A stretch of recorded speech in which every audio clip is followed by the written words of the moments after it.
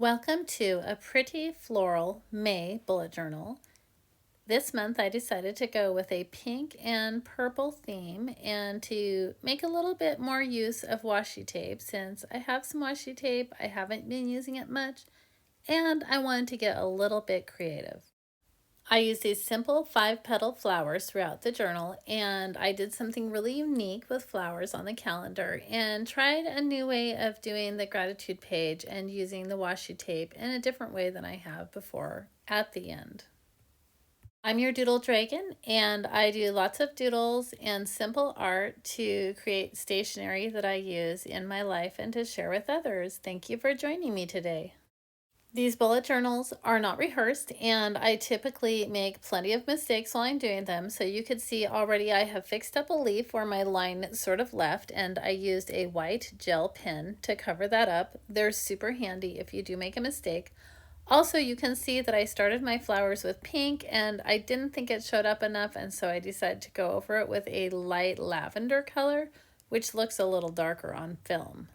I've rarely incorporated the washi tape into my art, and I've been wanting to try that, so I did decide to do these little banners at the tops of the pages. And here on this page I wrote growth. It's a little bit of a pun, so springtime growth of flowers, but also growth for me because I like to write myself an encouraging message.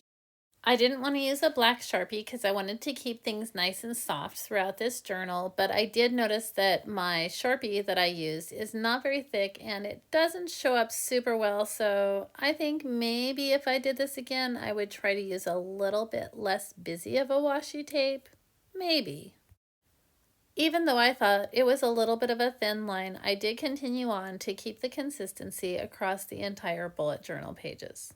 Sometimes doing a habit tracker can really help me to be a little bit more consistent about doing some things that I like to prioritize, like a little bit of yoga, some movement as in light exercise, and then also attending to my bullet journal and making sure that I'm planning for my day.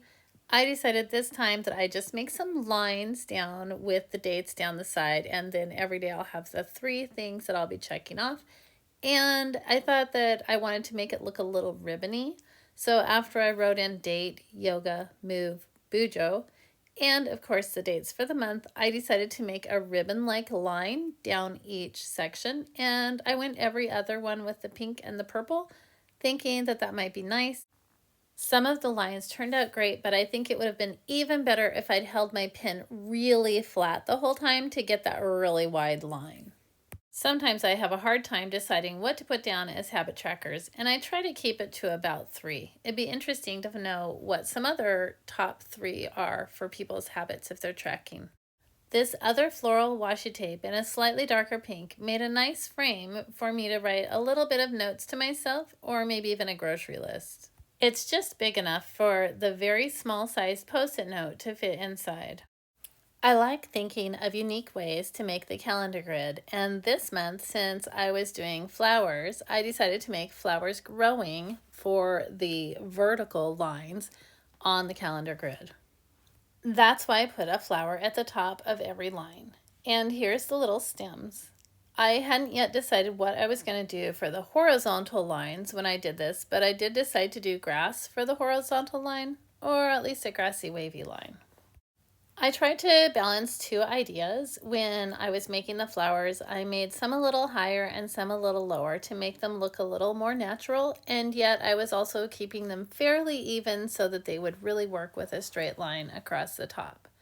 You can see that 2 of my flowers right next to the rings of this happy planner are bent in just a little bit, and the reason I did that is because when I close these 2 wings or doors on the end, I have these 2 little flowers poking out so you can see them even when it's closed.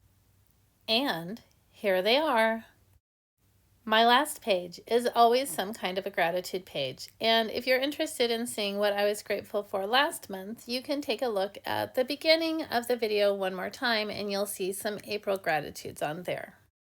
I love the idea of meditation and doing daily gratitudes, but I honestly just do not take the time. I work full-time and often it's more than that, and so I do have to be aware of my time. Plus, I don't always remember.